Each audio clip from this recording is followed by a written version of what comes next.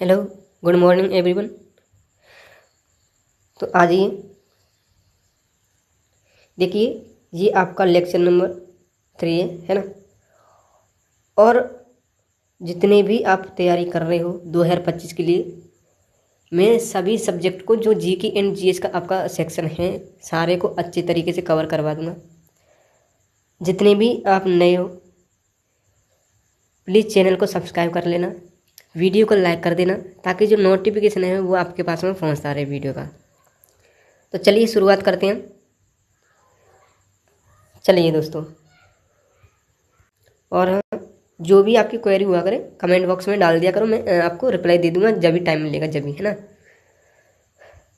चलिए देखिए, हमने जो आपका चार्टर अधिनियम था 1833 है ना, ये कल कर लिया था हमने। अब इसके आगे हम कंटिन्यू आज करेंगे। तो एक थोड़ी सी रिक्वेस्ट है, अगर आप मेरे चैनल पर नए हो तो प्लीज़ चैनल को सब्सक्राइब कर लेना और वीडियो को लाइक कर देना, है ना। चलिए देखिए, थोड़ा सा कल का मैं रिवीजन करवा दूंगा आपको। जो आपका 1833 ईस्वी का चार्टर अधिनियम था, उस एक्ट के तहत क्या हुआ था, इस एक्ट के तहत कंपनी का जो व्यापारिक अधिकार था उसको पूर्णतः समाप्त कर दिया गया था भारत से, है ना। और जो बंगाल के गवर्नर थे उनको भारत का गवर्नर जनरल कहा जाने लगा। और उसके बाद में फिर क्या हुआ था, एक विधि आयोग की स्थापना हुई जिसके अध्यक्ष किसे बनाया था, लॉर्ड मैकाले को, जिसका अध्यक्ष बनाया था। क्लियर है। अब उसके बाद में देखेंगे हम, उसके बाद में क्या आता है, तो उसके बाद में आता है हमारा कौन सा एक्ट आता है, 1858 का एक्ट आता है ना। कौन सा एक्ट आता है, 1858 का एक्ट आता है। देखिए चलिए यहाँ से शुरुआत करते हैं। अब ये जो आपका 1858 ईस्वी का भारत शासन अधिनियम है ना, भारत शासन शासन अधिनियम, ये आपका एक्ट आता है, भारत शासन अधिनियम। इस एक्ट के तहत क्या होता है कि जो ईस्ट इंडिया कंपनी थी, है ना, उसके शासन को भारत से समाप्त कर दिया। और उसके बाद में जो शासन था भारत का, जो शासन करने का जो वो था, उसको क्या किया था, ब्रिटिश की महारानी के हाथों में सौंप दिया गया, है ना। तो चलिए समझ में आया आपको कि 1858 एक्ट के तहत में क्या हुआ कि जो ईस्ट इंडिया कंपनी थी उसके हाथों से शासन को समाप्त करके ब्रिटिश की महारानी के हाथों में जो भारत का शासन था उसको सौंप दिया। चलिए तो यहाँ पे मैं थोड़ा सा लिख देता हूँ इसमें, है ना। इस एक्ट के तहत भारत का शासन है ना, भारत का शासन ईस्ट इंडिया कंपनी, थोड़ा सा मैं उसमें लिखूँ, ईस्ट इंडिया कंपनी के हाथों से किसके हाथों में चला गया, ब्रिटिश के हाथों में, है ना। ब्रिटिश की महारानी के हाथों में, ब्रिटिश की महारानी के हाथों में चला गया, है ना। रुकिए थोड़ा सा, हाँ, ब्रिटिश की महारानी के हाथों में सौंप दिया। क्लियर है। इस एक्ट के तहत क्या हुआ, और इसके बाद में क्या किया कि जो ब्रिटिश की महारानी थी उसने जो मुगल सम्राट का पद था भारत में, है ना, उसको क्या कर दिया था, समाप्त कर दिया, है ना। इसी एक्ट के तहत जो मुगल सम्राट पद था, है ना, मुगल सम्राट का जो पद था, आपका सम्राट का जो पद था उसको क्या कर दिया, समाप्त कर दिया, है ना, समाप्त कर दिया था इसी एक्ट के तहत। और उसके बाद में जो भारत का जो गवर्नर जनरल का नाम था उसको बदल करके क्या कर दिया, वायसराय, है ना। उसके बाद में क्या कर दिया, वायसराय कर दिया। जो भारत में गवर्नर जनरल का जो पद था, है ना, उसको बदल करके क्या कर दिया, वायसराय कर दिया, है ना, इसको बदल करके। और जो आपका अंतिम गवर्नर जनरल है या फिर प्रथम वायसराय, ये कौन बना, लॉर्ड कैनिंग को बनाया। क्यों, क्योंकि अंतिम क्यों बोलेंगे, क्योंकि गवर्नर जनरल था उस टाइम पे ये, तो उसी टाइम पे ये पद को समाप्त कर दिया, बदल दिया, तो उसके बाद में यही वायसराय बना दिया गया, है ना। तो यानी इसका वो होगा कि ये आपका अंतिम गवर्नर जनरल था, है ना, अंतिम गवर्नर जनरल एंड प्रथम वायसराय है ना, प्रथम वायसराय किसे बनाया गया, बताइए किसे बनाया गया? तो लॉर्ड कैनिंग को बना दिया गया है ना, लॉर्ड कैनिंग को बना दिया गया। चलिए क्लियर हुआ ये? बताइए दोस्त, क्या आपको चीजें क्लियर हो रही हैं? चलिए अब इसके बाद में क्या होता है हमारा, देखिए अगले पेज पे। अब इसके बाद में क्या होता है कि 1861 ईस्वी का जो भारत परिषद अधिनियम है वह आता है ना। इसके बाद में 1861 ईस्वी का जो भारत परिषद अधिनियम है, भारत परिषद अधिनियम है वह आता है ना। अब इसमें क्या किया गया, तो इसमें जो गवर्नर जनरल को अध्यादेश जारी करने की शक्ति है वह प्रदान की गई। क्लियर है? इस एक्ट में क्या हुआ था, इस एक्ट में जो गवर्नर जनरल था उसको अध्यादेश जारी करने की शक्ति प्रदान की गई, और जो अध्यादेश जारी करने की शक्ति थी वो अवधि थी वह कितनी रखी गई, तो 6 माह तक रखी गई थी, है ना। तो इस एक्ट के तहत में जो गवर्नर जनरल था, आपका गवर्नर जनरल था, उसको अध्यादेश जारी करने की, यहां पे लिख देता हूं मैं, गवर्नर जनरल को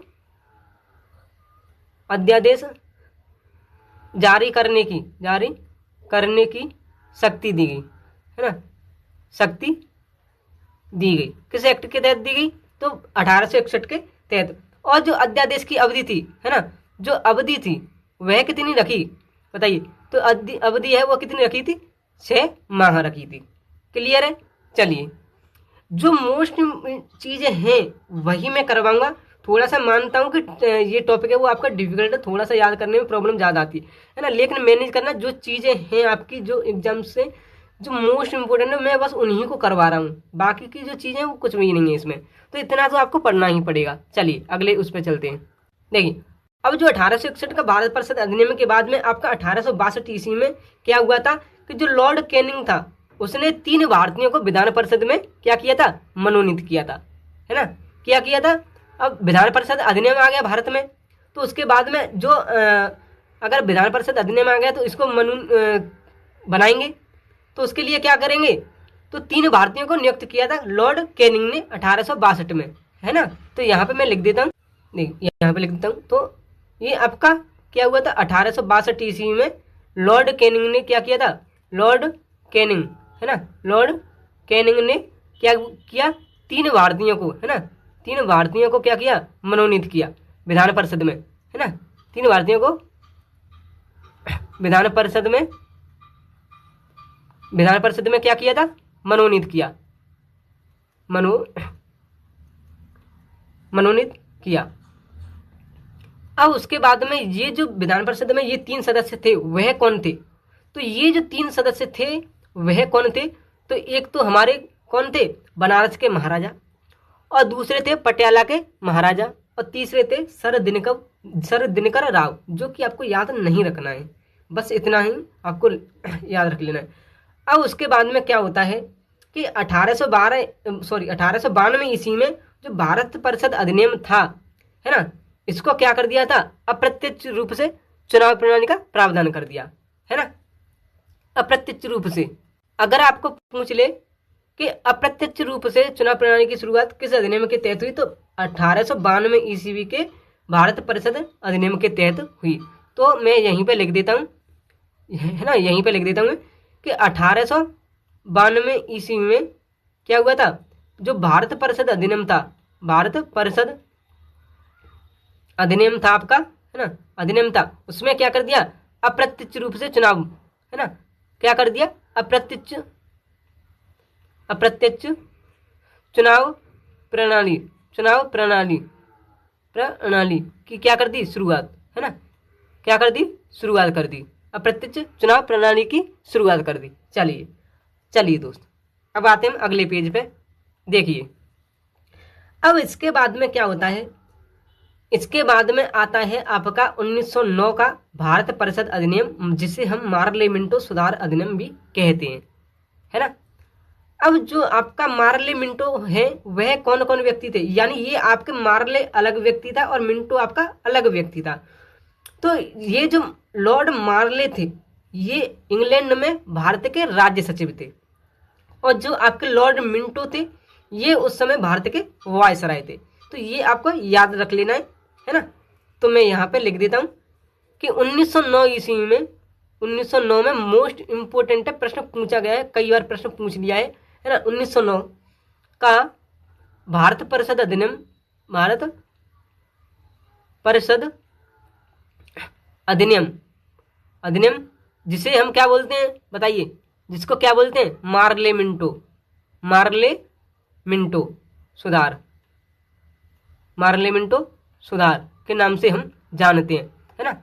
ये आपका क्या था, ये मार्ले अलग व्यक्ति था और मिंटो आपका अलग व्यक्ति था, जो कि मैंने आपको बता दिया कि मार्ले था वो इंग्लैंड में भारत का राज्य सचिव था, और जो मिंटो है ये उस समय भारत का वायसराय था। और इस एक्ट के तहत क्या हुआ कि पहली बार मुस्लिमों के लिए पृथक चुनाव किया गया, है ना। इसी एक्ट के तहत भारत परिषद अधिनियम 1909 या फिर मार्ले मिंटो सुधार, आपको याद रख लेना, मार्ले मिंटो सुधार के नाम से ही प्रश्न कई बार पूछा गया है ना। तो ऐसे पूछता है प्रश्न को कि पहली बार मुस्लिमों के लिए पृथक चुनाव किस एक्ट के तहत किया गया, तो मार्ले मिंटो सुधार अधिनियम 1909 के तहत किया गया। चलिए यहाँ पे थोड़ा सा मैं लिख देता हूँ आपके लिए, है ना, यहाँ पे थोड़ा सा लिख देता हूँ। इस एक्ट के तहत क्या हुआ था, इस एक्ट के तहत क्या हुआ बताइए। तो पहली बार मुस्लिमों के लिए पृथक चुनाव, है ना, पहली बार मुस्लिमों के लिए क्या हुआ था, मुस्लिमों के लिए क्या हुआ, पृथक चुनाव,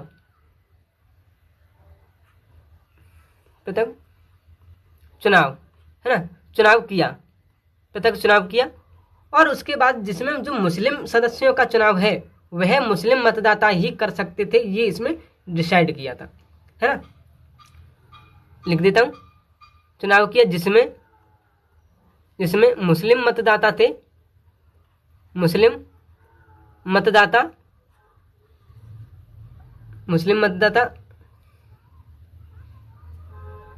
मुस्लिम सदस्यों का चुनाव कर सकते थे, है ना, चुनाव कर सकते थे। चलो क्लियर है।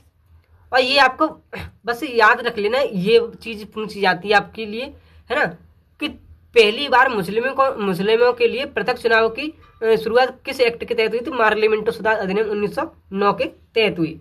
और इसमें जो आता है प्रश्न आपका कि प्रथम विधि आयोग है उसके सदस्य कौन बने, तो सत्येंद्र प्रसाद सिन्हा, जो कि मुझे लगता है शायद इम्पोर्टेंट नहीं है उतना, है ना, लेकिन मैंने आपको बता दिया है। चलिए अब 1909 का भारत परिषद अधिनियम हो गया। अब उसके बाद में कौन सा आता है हमारा, तो उसके बाद में आता है 1919 का भारत शासन अधिनियम मॉन्टेग्यू चेम्सफोर्ड सुधार, ये आता है आपका। अब इसको देखते हैं हम। देखिए जितनी चीजें मैं आपको करवा रहा हूं बस उतना ही याद रख लेना, और कुछ भी याद नहीं रखना है इसमें, है ना। चलिए ये आपके लिए सफिशिएंट है, बस इसके बाद में कुछ नहीं याद करना है इसमें।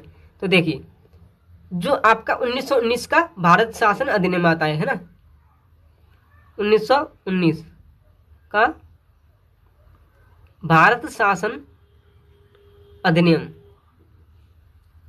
आता है। अब इसको क्या बोलते हैं, मॉन्टेग्यू चेम्सफोर्ड सुधार, है ना, इस अधिनियम को क्या बोलते हैं हम, मॉन्टेग्यू चेम्सफोर्ड सुधार अधिनियम भी बोलते हैं, मॉन्टेग्यू चेम्सफोर्ड सुधार अधिनियम, है ना। यहाँ पे ये दिख नहीं रहा होगा, रुको यहाँ पे लिख देता हूँ, सुधार, ये आपका 1919 का भारत शासन अधिनियम। अब इसमें क्या किया, अब इसमें इन्होंने द्वैध शासन की शुरुआत कर दी। तो प्रश्न पूछता है, कई बार प्रश्न पूछा गया कि भारत में द्वैध शासन की शुरुआत किस अधिनियम के तहत हुई, तो भारत शासन अधिनियम 1919 जिसे हम मॉन्टेग्यू चेम्सफोर्ड सुधार अधिनियम कहते हैं, इसी अधिनियम के तहत इसकी क्या हुई थी, द्वैध शासन की शुरुआत हुई।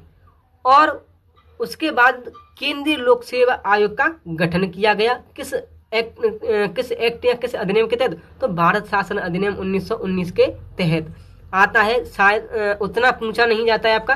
केंद्रीय लोक सेवा आयोग का गठन है वह किस एक्ट के तहत हुआ था, लेकिन आपका जो द्वैध शासन है वह प्रश्न आपका कई बार पूछा गया है और बहुत इंपॉर्टेंट भी हो जाता है आपका। चलिए देखिए इसके तहत क्या हुआ बताइए। तो इसके तहत हमारा द्वैध शासन है ना, द्वैध शासन की शुरुआत हुई।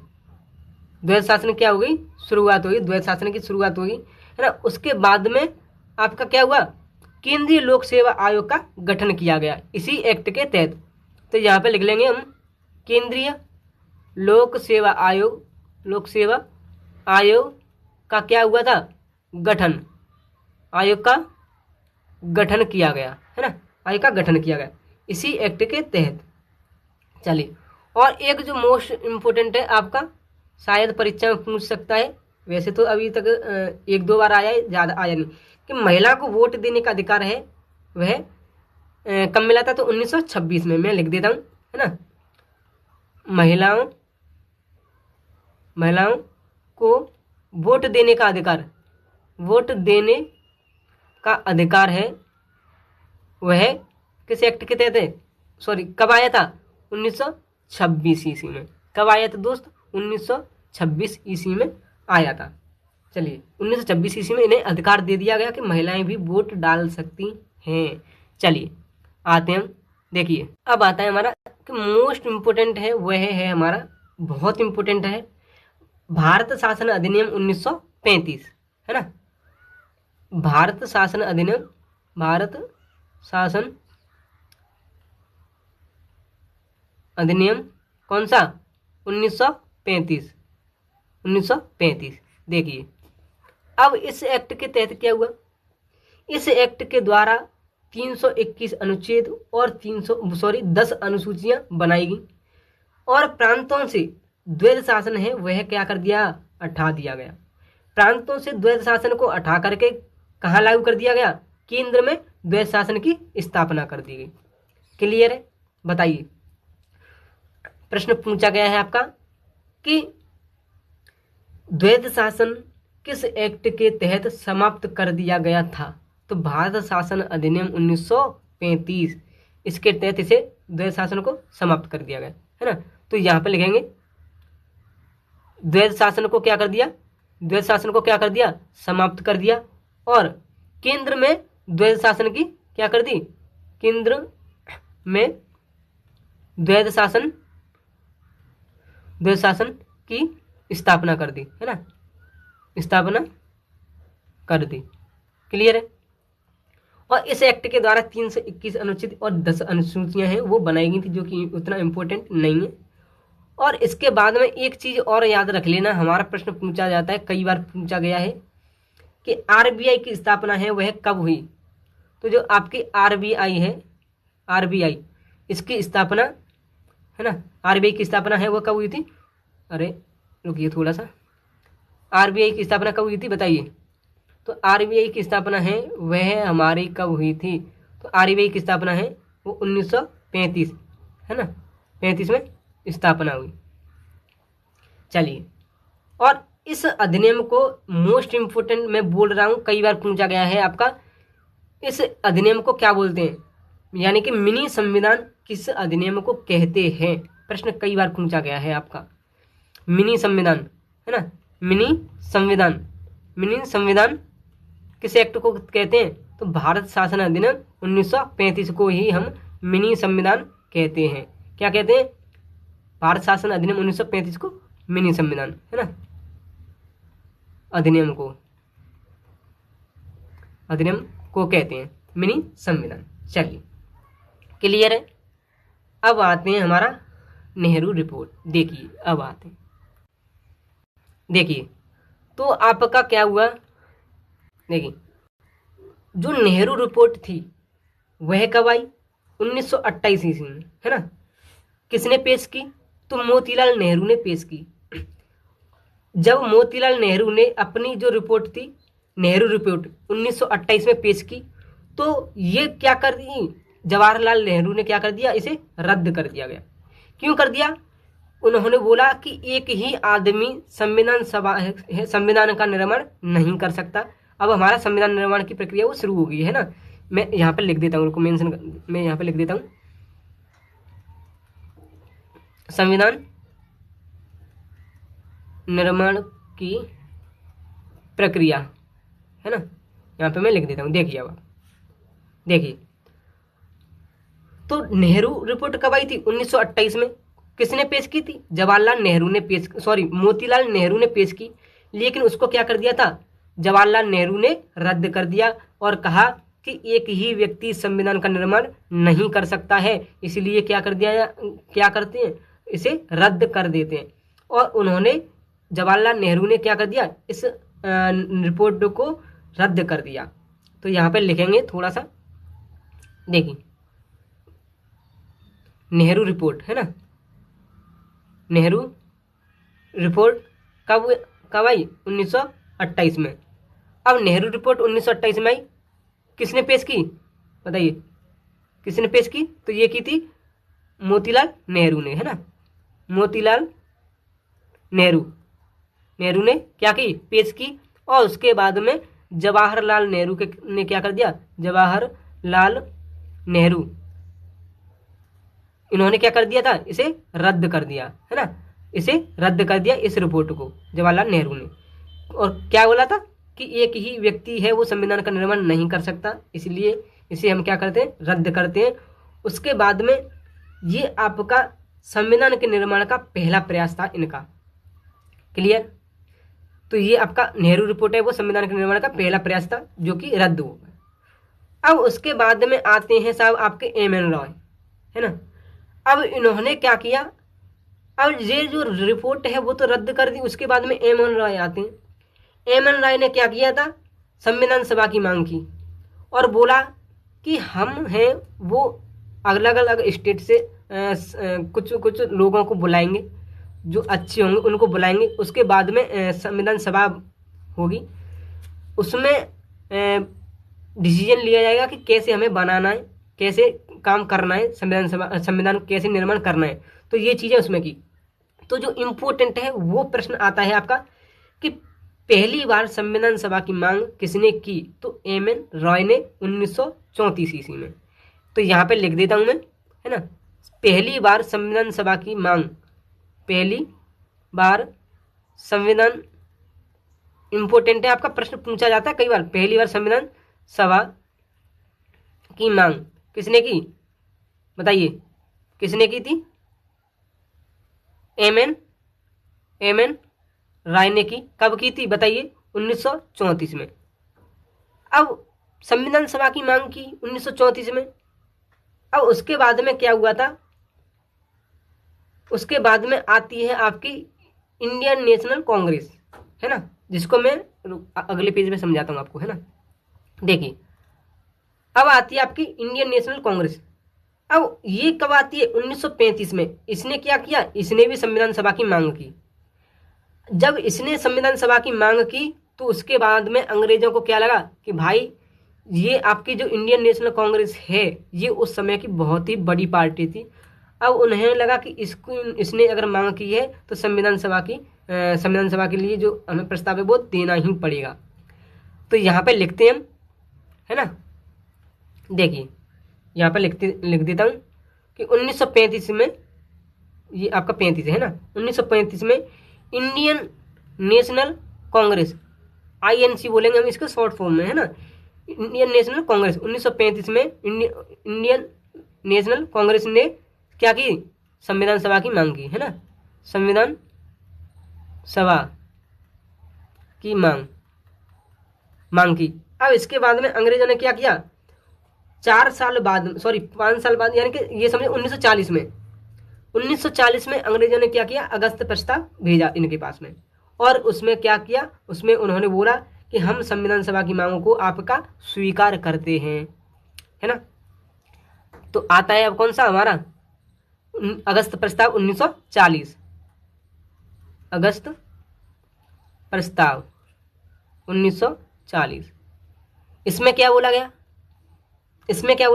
तो इसमें अंग्रेजों ने संविधान सभा की मांगों को क्या कर लिया, स्वीकार कर लिया, है ना। अगस्त प्रस्ताव 1940 आता है, इसमें जो अंग्रेज थे, है ना, अंग्रेजों ने संविधान सभा की मांग को संविधान सभा की मांग को क्या कर लिया, मांग को स्वीकार कर लिया, है ना, स्वीकार कर लिया, क्लियर, स्वीकार कर लिया, है ना। चलिए, स्वीकार कर लिया।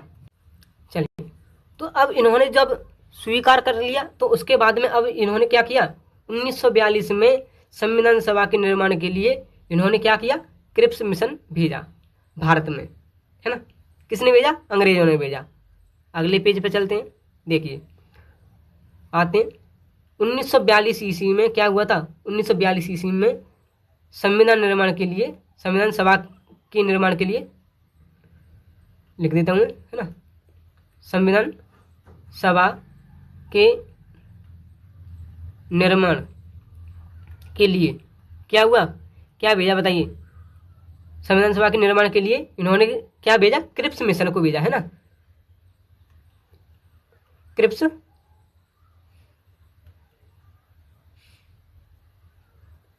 मिशन को भेजा, है ना। चलिए, तो अब आपका प्रश्न बनता है, ये वाला प्रश्न क्या बनता है कि क्रिप्स मिशन भारत में कब आया, तो 1942 ईस्वी में प्रश्न बनता है आपका कि क्रिप्स मिशन भारत में कब आया, 1942 में। दूसरा प्रश्न क्या बनता है कि संविधान सभा की मांग के लिए, संविधान सभा के निर्माण के लिए किस मिशन को भेजा, तो क्रिप्स मिशन को भेजा, है ना। ऐसे करके प्रश्न पूछता है, कई बार पूछा गया है।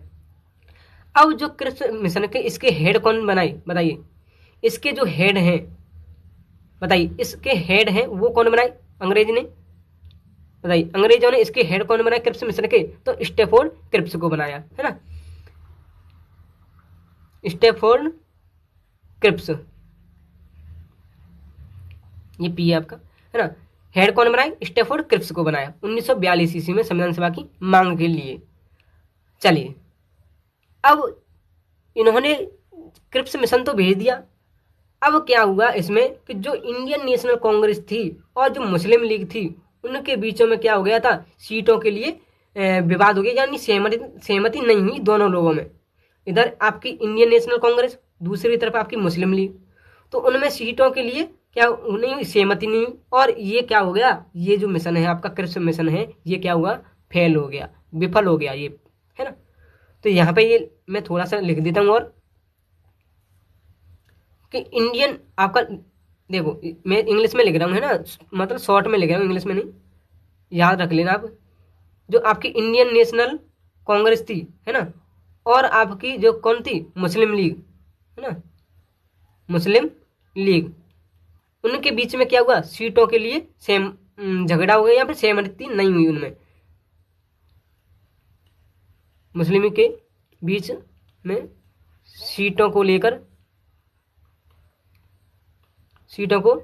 क्या नहीं हुई, सहमति नहीं हुई। उसके बाद में ये जो आपका क्रिप्स मिशन है वह क्या हो गया, विफल हो गया। इसलिए ये जो आपका क्रिप्स मिशन है ना,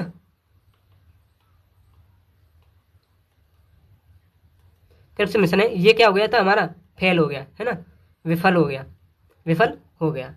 चलिए, यहाँ तक चीज़ें आपको क्लियर हुई। दोस्तों, अगर वीडियो पसंद आ रही है तो प्लीज़ वीडियो को लाइक कर देना, चैनल को सब्सक्राइब जरूर कर लेना, ताकि जो वीडियो का नोटिफिकेशन है वो आपके पास में पहुंचता रहे, है ना। और जो भी डाउट है आपका, या जो भी कुछ भी प्रॉब्लम हो आपको, मेरे को अगर मैं स्पीड से चल रहा हूँ तो भी आप बता सकते हो। लेकिन मैं मानता हूँ कि ये हमारा चैप्टर थोड़ा सा बोरिंग है, इसीलिए आप चीज़ों को मैं नहीं करना। लेकिन मैंने ये समझो कि जो आपकी परीक्षा में पूछे जाते हैं प्रश्न, मैंने उन्हीं को लिया है यहाँ पे, बाकी की कुछ नहीं लिया है ना। तो इतना तो आपको करना ही पड़ेगा, तो इतना मैनेज करिएगा। चलिए अगले देखिए, अब ये आपका क्रिप्स मिशन क्या हो गया था, फेल हो गया। इसके बाद में क्या किया था, मार्च 1940 में कैबिनेट मिशन आया। अब कैबिनेट मिशन में क्या हुआ था, 3 मेंबरों को उन्होंने भेजा कैबिनेट मिशन में।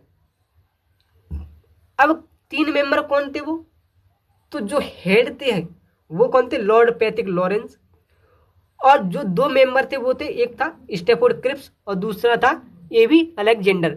टोटल मेंबर थे वो कितने हो गए थे हमारे, 3 हो गए। चलिए देखिए लिख दूँ मैं यहाँ पे, है ना। मार्च 1946 में, मार्च 1946 क्या हुआ था, क्या आया था, कैबिनेट मिशन आया, इम्पोर्टेंट आपका, है ना। कैबिनेट मिशन आया 1946 में। इसमें क्या किया था इन्होंने, 3 मेंबरों को, 3 मेंबरों को भेजा, है ना। 3 मेंबरों को क्या किया था, भेजा था। अब जो 3 मेंबर थे वह कौन थे बताइए, अभी बताया मैंने कौन थे। तो एक कौन था हमारा, लॉर्ड पैथिक लॉरेंस, है ना, लॉर्ड पैथिक लॉरेंस, और दूसरा कौन था, स्टेफोर्ड क्रिप्स, है ना, स्टेफोर्ड क्रिप्स, और तीसरा कौन था हमारा, A B Alexander, A B Alexander. थोड़े से नाम ऐसे ही देखो। अब इनको वैसे तो ये इंपॉर्टेंट है बस, है ना, ये आपका इंपॉर्टेंट है। इसके हेड है वह कौन था, है ना, हेड है वह कौन था हमारा, तो ये लॉर्ड पैथिक लॉरेंस था। ये है आपका मोस्ट, कैबिनेट मिशन का जो हेड है वह किसे बनाया था, तो लॉर्ड पैथिक लॉरेंस को। अब इसको थोड़ी सी कोई ट्रिक के माध्यम से हमें याद करना हो तो कर लेना आप। क्या हो सकती है इसकी,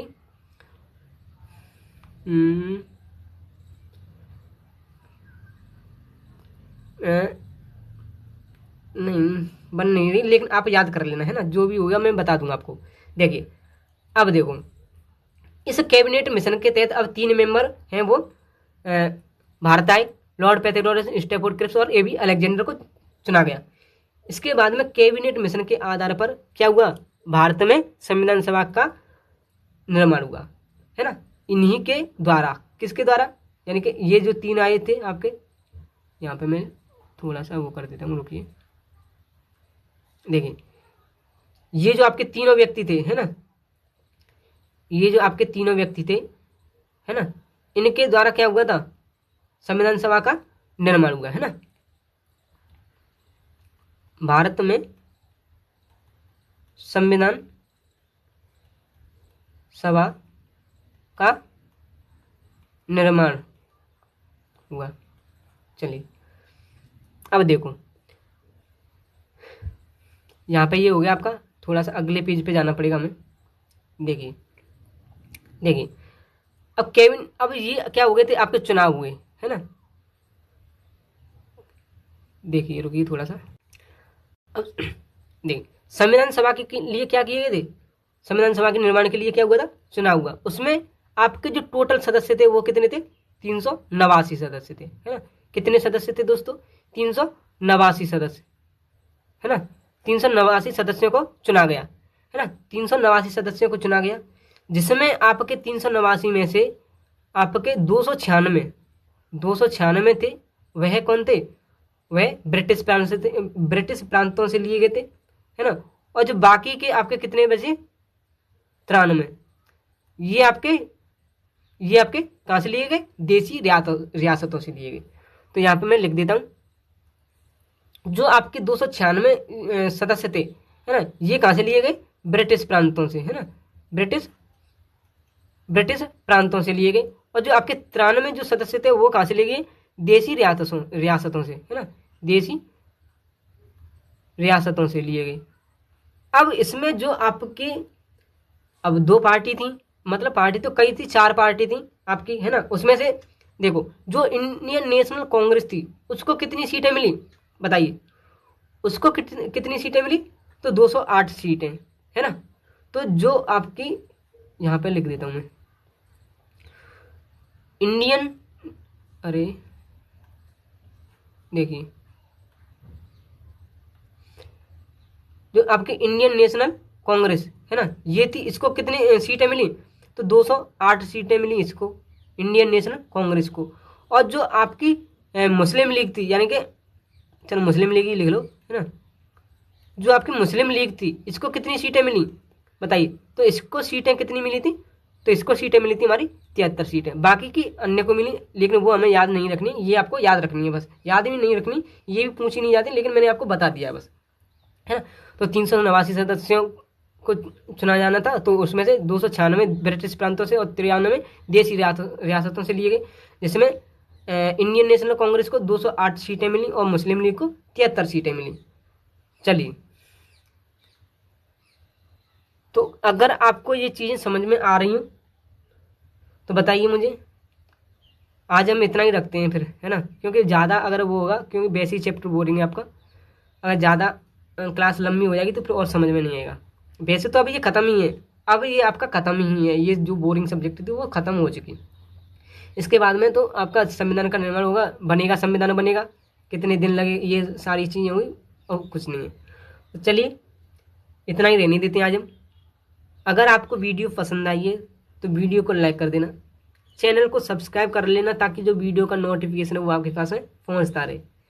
तो चलिए, मिलते हैं नेक्स्ट वीडियो में। और अगर आपको कोई भी क्वेरी, प्रश्न या फिर प्रॉब्लम है, कुछ भी हो, कमेंट कर देना, यहाँ पे टेलीग्राम पे मैसेज कर देना। टेलीग्राम का जो लिंक है वो वीडियो के डिस्क्रिप्शन में मिल जाएगा, वहाँ से आपको जितने भी क्वेरी हैं मेरे को मैसेज कर देना, मैं आपको वहीं पे क्लियर कर दूंगा, वरना कमेंट बॉक्स में भी कर दूंगा, है ना, जैसा भी आप देख लेना। तो चलिए।